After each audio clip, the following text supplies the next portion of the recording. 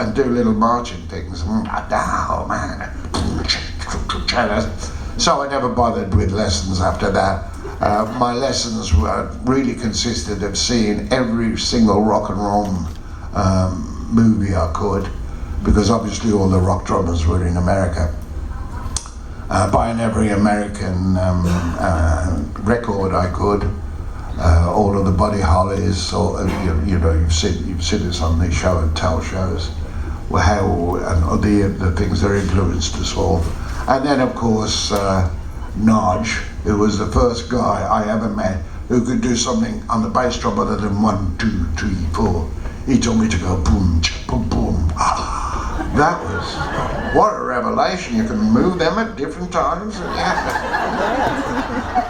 And then of course all of the other lessons and things you learned, and then coming out, I don't know if you've ever heard of a band called Graeme Edge Organisation. I'm quite sure you haven't, but within that band was Ginger Baker and Eric Clapton, Dick Extor Smith and Graham Bond on organ. Jack Bruce. And Jack Bruce was in Queen. Was he in? He was in Graham Bond Organisation. Oh, was he? Yeah. Oh, well, I played with Jack a lot of time, yeah. But it was the what we call the Denny Lane, the Go Now Moody Blues, and we'd released it, and great song, isn't it? We'd released it, and we'd signed up for this tour. And in between releasing it, it had gone to #1, so we were bumped from bottom of the bill to second on the bill. And in those, top of the bill was Chuck Berry. Second on the bill was Long John Baldry and the Hoochie Coochie Men. Third on the bill was the Graeme Bond Organisation, and we were bottom of the bill. And in those days, it used to go, bottom of the bill opened, second on the bill closed the first half, third on the bill opened, and top of the bill closed the second half. And we were bumped from bottom to second because we'd got the hit. And so the first night we were there, and Graham Bond, who was third, would drop to bottom, and they were going to open the whole show. So we're standing there in the wings, wet behind the ears, just got our first hit, straight out of my garage back at home, well, my mum and dad's garage back at home, standing in the wings, waited to see the band come on. Whoa. The curtains open, Ginger Baker goes,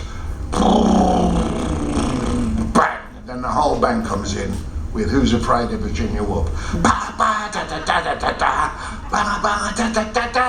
we're all going, oh my God, we've got to go on after these guys? Oh no. And we were literally shaking in our boots, but thank God for teeny boppers. We went out there and Denny Lane went, ooh, and they screamed. You could hear us. And we just kept moving and shaking. Nobody figured out we couldn't play. Oh, and that night, now, a lot of you will find this hard to believe, but that night we gave Graham Bond a lift back in our van, and he introduced us to our first reefer.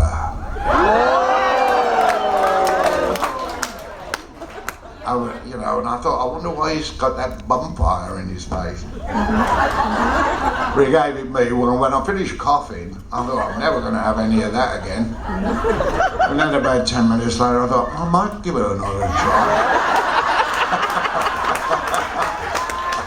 Graeme, you do not have to worry about writing a memoir that dishes the dirt on people. You have got the greatest stories, and that's what you need to write. Yeah.